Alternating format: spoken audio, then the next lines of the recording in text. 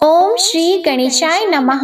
मैं हूँ वामिका और आप सभी का हमारे चैनल आध्यात्मिक सागर में हार्दिक स्वागत है। आप सभी का हमारी कथाओं को प्रेम से सुनने के लिए, उन्हें लाइक और कमेंट्स करने के लिए आपको बहुत बहुत धन्यवाद। आज आप सुनिए पौष मास महात्म्य का अध्याय 9। इससे पहले के अध्याय में आपने जाना था जमद अग्नि और कार्तिवीर्य के युद्ध और ब्रह्मा जी के द्वारा उसके निवारण का वर्णन। आज सुनिए इसके आगे की कथा। श्री नारायण कहते हैं, नारद, राजा घर लौट तो गया पर उसके मन में युद्ध की लगी रही। इससे उसने लाखों सेना संग्रह करके फिर जमद अग्नि के आश्रम पर जाकर आश्रम को घेर लिया। राजा की विशाल सेना को देखकर जमद अग्नि के आश्रम वासी भय से मूर्छित हो गए। महर्षि ने मंत्र उच्चारण पूर्वक बाणों का एक ऐसा जाल बिछाया कि उससे आश्रम भूमि पूरी ढक गई। सारी सेना उसी में आबद्ध हो गई। तब राजा ने रथ से उतरकर महर्षि को नमस्कार किया। महर्षि ने उसे आशीर्वाद दिया। राजा ने फिर आक्रमण किया। यों कई बार राजा आक्रमण करता रहा, मूर्छित होता रहा, पर क्षमाशील मुनि ने उसका वध नहीं किया। बड़ा घोर युद्ध हुआ और अंत में राजा कार्तवीर्य ने दत्तात्रेय मुनि के द्वारा प्राप्त एक पुरुष का नाश करने वाली अमोघ शक्ति का प्रयोग किया। वह भगवान विष्णु की शक्ति थी। उसने मुनि के हृदय को बींध डाला। मुनि ने उसके आघात से जीवन विसर्जन कर दिया। शक्ति भगवान विष्णु के पास चली गई। इसके बाद जगत में हाहाकार मच गया और कपिला गौ तात तात पुकारती हुई गोलोक को प्रस्थान कर गई। इसके बाद राजा कार्तवीर्य अर्जुन ब्रह्म हत्या जनित पाप का प्रायश्चित करके अपनी राजधानी को लौट गया। इधर पतिव्रता महर्षि पत्नी रेणु का पति के मरण से अत्यंत दुखी होकर रोने लगी। वे अपने पुत्र परशुराम को पुकारने लगी। उस समय योगी परशुराम पुष्कर में थे। वे उसी क्षण मानस गति से चलकर माता के पास आ पहुँचे और उन्होंने माता को प्रणाम किया और पिता की अंत्येष्टि क्रिया की तैयारी की। सारी बातें सुनकर माता के युद्ध न करने का अनुरोध करने पर भी भार्गव परशुराम ने 21 बार पृथ्वी को क्षत्रियहीन करने की प्रतिज्ञा कर ली और राजा कार्तवीर्यार्जुन के वध करने का प्रण कर लिया। फिर विलाप करती हुई पति शोक पीड़िता माता को समझाते हुए बोले। परशुराम ने कहा, माता, जो पिता की आज्ञा भंग करने वाले तथा पिता के हिंसक का वध नहीं करता, वह महान मूर्ख है। उसे निश्चय ही रौरव नरक में जाना पड़ता है। आग लगाने वाला, विष देने वाला, हाथ में हथियार लेकर मारने के लिए आने वाला, धन का अपहरण करने वाला, क्षेत्र का विनाश करने वाला, स्त्री को चुराने वाला, पिता का वध करने वाला, बंधुओं की हिंसा करने वाला, सदा अपकार करने वाला, निंदक और कटु वचन कहने वाला, ये 11 वेद विहित घोर पापी हैं। ये मार डालने के योग्य हैं। इसी बीच वहां स्वयं महर्षि भृगु आ पहुँचे।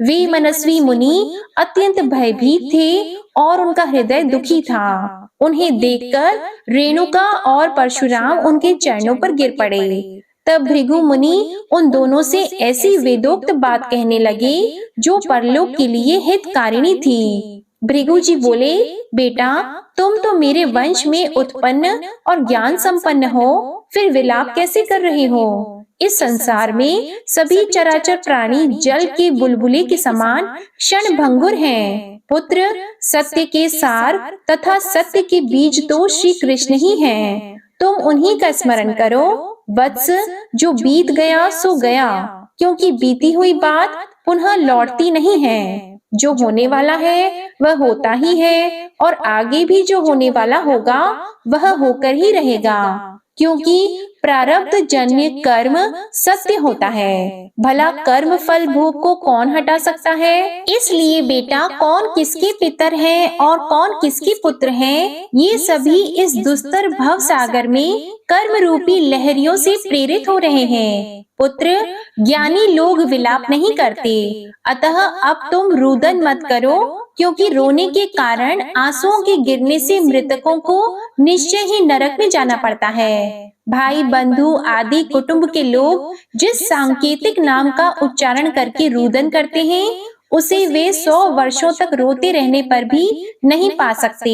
यह निश्चित है, क्योंकि त्वचा आदि पृथ्वी के अंश को पृथ्वी, जलांश को जल, शून्यांश को आकाश, वायु के अंश को वायु तथा तेजांश को तेज ग्रहण कर लेता है। इस प्रकार सभी अंश अपने अपने अंशी में विलीन हो जाते हैं। फिर रोने से कौन वापस आएगा? मरने के बाद तो नाम, शास्त्र, ज्ञान, यश और कर्म की कथा मात्र अवशिष्ट रह जाती है। इसलिए जो वेद विहित पारलौकिक कर्म है, इस समय तुम वही करो, क्योंकि जो परलोक के लिए हितकारी हो वही वास्तव में पुत्र है और वही बंधु है। भृगु के उस वचन को सुनकर महासाध्वी रेणुका ने उसी क्षण शोक का परित्याग कर दिया और मुनि से कहना आरंभ किया कि हे ब्राह्मण, अब मैं अपने प्राणनाथ का अनुगमन करना चाहती हूँ। दूसरों को मान देने वाले ये मेरे पति देव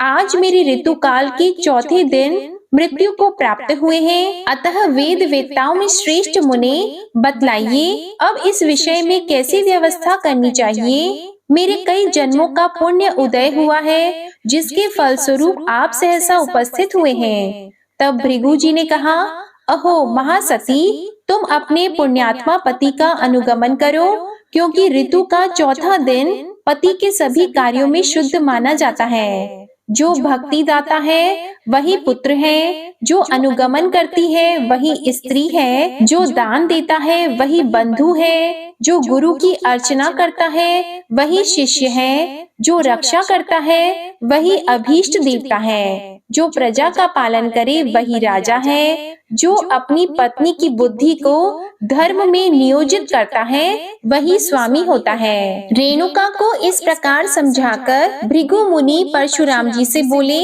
महाभाग वत्स, यहाँ आओ और इस अमांगलिक शोक को त्याग करो। भृगुनंदन, अपने पिता को दक्षिण सिर करके उत्तान कर दो, नया वस्त्र और यज्ञोपवीत पहनाओ और आंसू रोककर दक्षिण अभिमुख होकर बैठ जाओ। फिर भक्ति पूर्वक अग्नि से उत्पन्न हुई अग्नि हाथ में लो और पृथ्वी पर जो जो तीर्थ हैं, उन सबका स्मरण करो। गया आदि तीर्थ, पुण्यमय पर्वत, कुरुक्षेत्र, सरिताओं में श्रेष्ठ गंगा, यमुना, कौशिकी, संपूर्ण पापों का विनाश करने वाली चंद्रभागा, गंडकी, काशी, पंसा, सरयू, पुष्पभद्रा, भद्रा, नर्मदा, सरस्वती, गोदावरी, कावेरी, स्वर्णरेखा, पुष्कर, रैवत, वराह, श्रीशैल, गंधमादन, हिमालय, कैलाश, सुमेरु, रत्न पर्वत, वाराणसी, प्रयाग,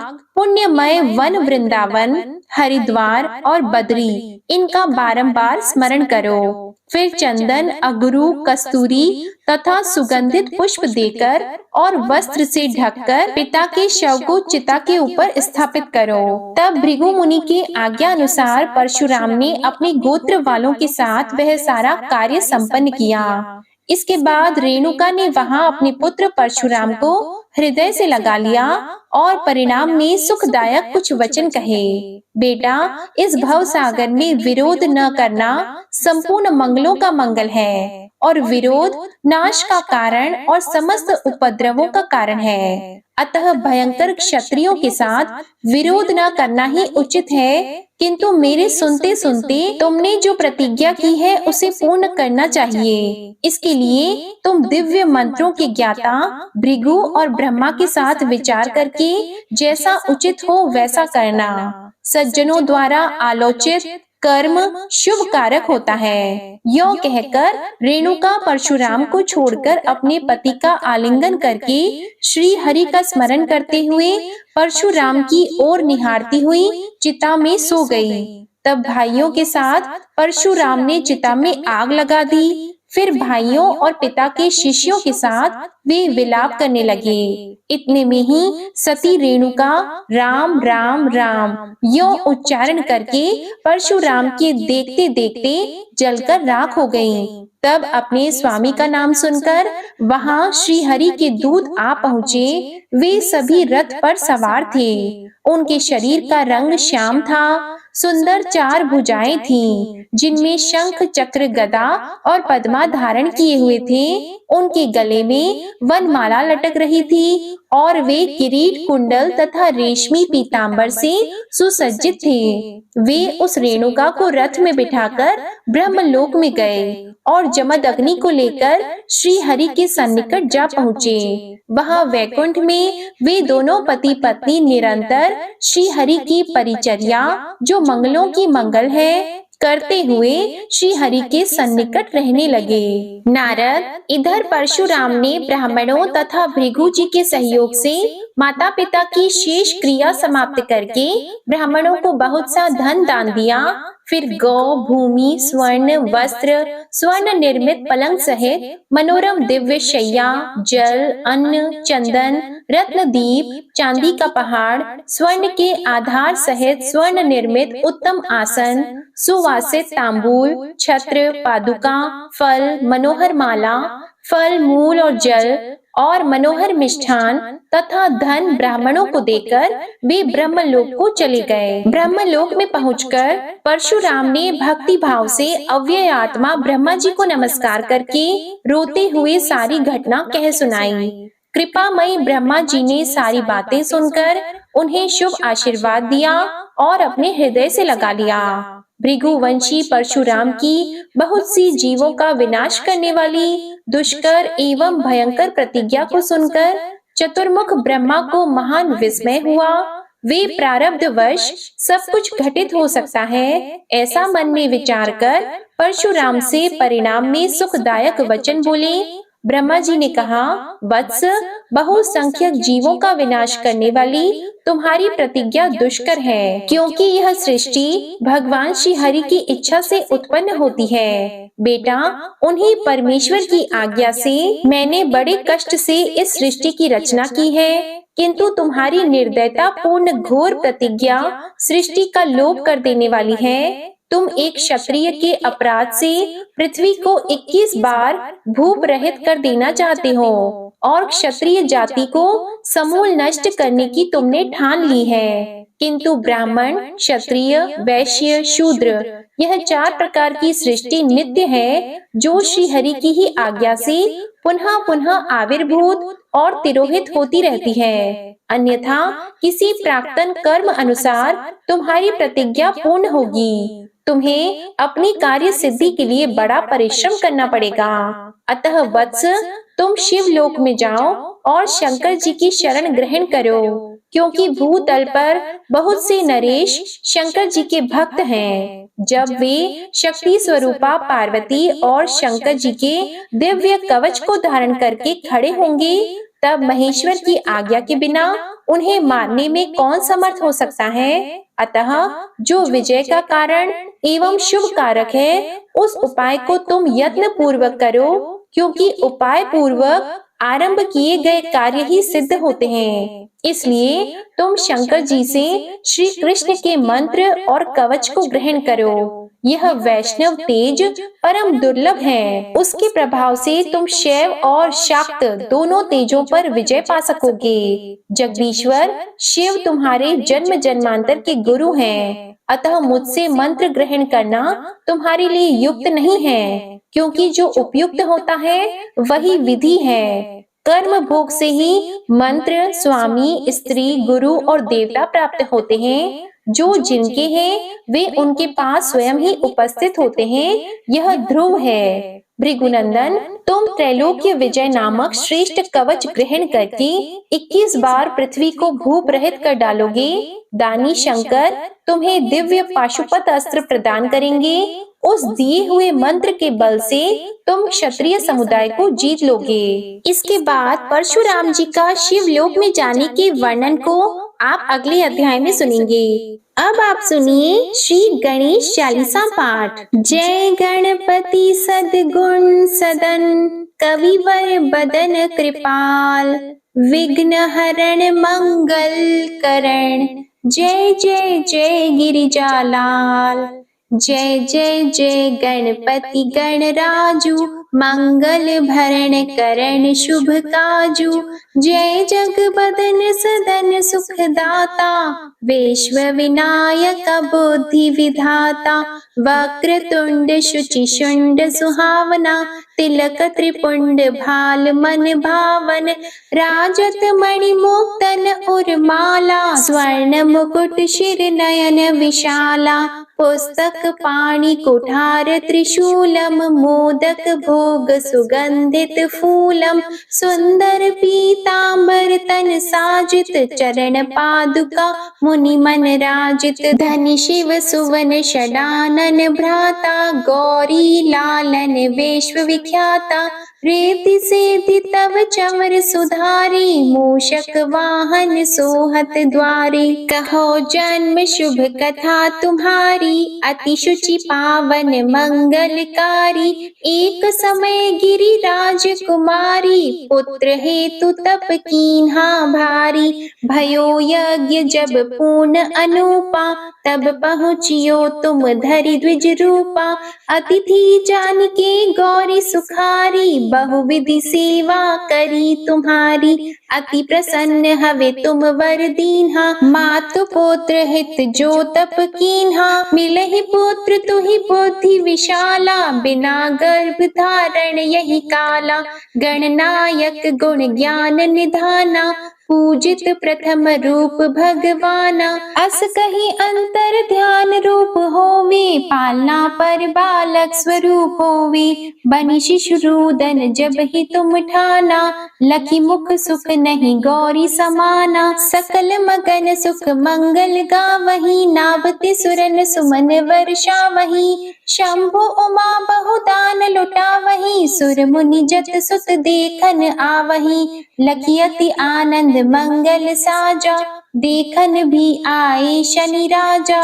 निज अवगुण गुण शनि मन माही, बालक देखन चाहत नाही। गिरिजा कछु मन भेद बढ़ायो, उत्सव मोर न शनि तुहि भायो।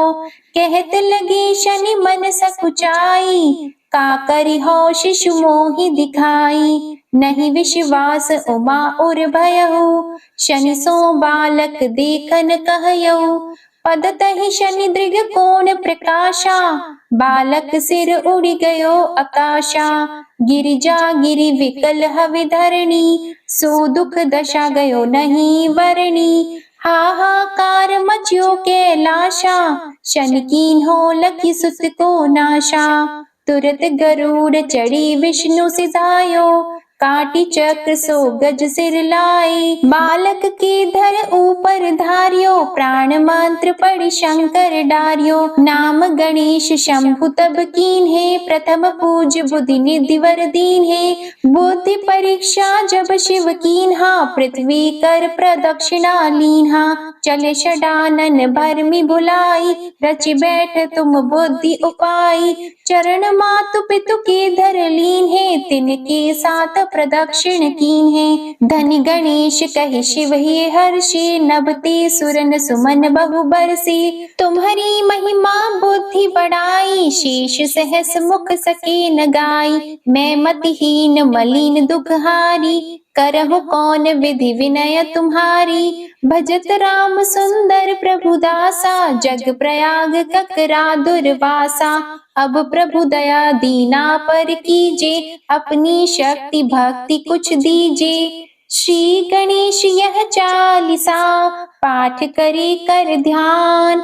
नित नव मंगल ग्रह बसी, लहे जगत सम्मान। संबंध अपने सहस्त्र दश, ऋषि पंचमी दिनेश। पूर्ण चालीसा भयो, मंगल मूर्ति गणेश।